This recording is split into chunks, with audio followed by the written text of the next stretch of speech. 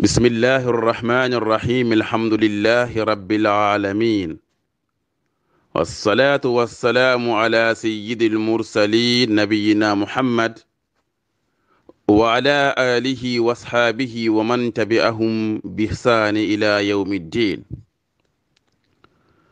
اللهم انفعنا بما علمتنا وعلمنا ما ينفعنا وزدنا علما. اللهم أرنا الحق حق وارزقنا اتباعه وأرنا الباطل باطل وارزقنا اجتنابه ولا تجعله ملتبس علينا فندل وجعلنا للمتقين إماما. mbokk yi assalaamu aleykum wa rahmatullahi wa barakaatu. ginnaaw bañ leen nuyu di leen ziyaara di ñaan suñu boroom subhaanahu wa taala mu may ñu wér ak kàttan ak sago bi ñu wooree weer bi ci bismillahi rahmaani rahim noonu tamit ñu yeggale ko ci alhamdulillahi rabbil alamin. yàlla may ñu tamit ñu fekke ko kenn bañ a manqué di ñaan suñu boroom subhaanahu wa taala bépp jaamu yàlla bu ñu def ci weer bi moo xam mbaax ya koor ga saraxe ya yàlla nañ ko yàlla nangul ci nu mu toll waaye lépp luñ ci def cay rëcc-rëcc mu dab ñu ci yàlla nañ ko suñu boroom subhaanahu wa taala jéggal. mbokk yi ñu ngi ci weer bu tedd muy weeru koor di weeru njéggal di weeru yërmande di weeru goreel ci safara di weer bi nga xam ne moo gën ci weer yi muy weer boo xam ne suñu boroom subhaanahu wa taala ci la wàcce alquran noon tamit ci la gudd laylatul qadr nekk muy guddik dogal gi. mbokk yi muy weer boo xam ne benn weer gënu ko ci weer yi tey ñu war a indi suñu njàngale bu njëkk mu ñuy fàttali nan la ñuy séentoo weer. من عن أبي هريرة رضي الله عنه قال النبي صلى الله عليه وسلم صوموا لرؤيته وافطروا لرؤيته فإن غبي عليكم فاكملوا العدة ثعبان 30.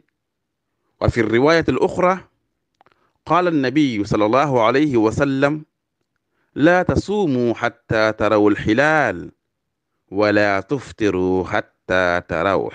رواه البخاري. suñu bind bu njëkk tey mu ñuy jàngal séentu weer moo xam séentu weeru koor wala weeru kori.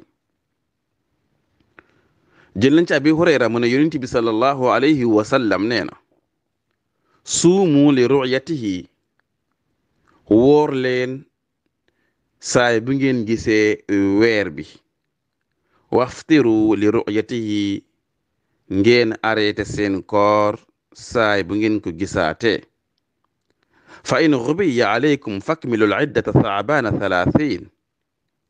su asamaan si lëndëme mu am ay nuages mu am ay niir ba weer bi munta feeñ ci yéen su boobaa na ngeen matal fanweeri fanu baraxlu. kon yonent bi sallallahu alayhi wa sallam mu ne weer bi na ngeen woor weeru koor saay bu feeñee saay bu weer bu teroo na ngeen woor su ngeen toogee ba ñaar fukki fan ak juróom-ñeent séentu leen weer bi su ngeen ko gisee ngeen woor waaye su ngeen nekkoon tamit ci biir koor ba am ñaar fukki fan ak juróom-ñeent ci koor ngeen gis weer bi na ngeen arrêté seen koor na ngeen dog seen koor te wori. waaye su asamaan si lëndëmee ba gisu leen ko na ngeen matal fanweeri fan yi. kon ñaar fukki fan ak juróom ñeent dañ koy séentu bi kenn ku maandu su ko gisee su boobaa mën ngaa woor, wala ñaar ñu maandu, wala mbooloo moo xam ne ci aada xam nañu ne ci aada xam nañ ni mbooloo mi mënuñu dëppoo wax loo xam ne du dëgg.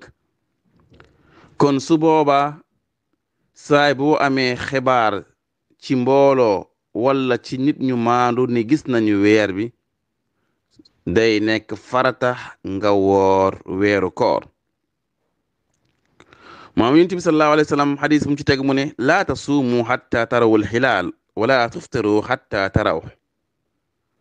bu leen di woor lu dul ne weer bi daa teru, di ngeen a gis weer bi, waaye bu leen dog seen koor lu dul ne weeru kori daa teru.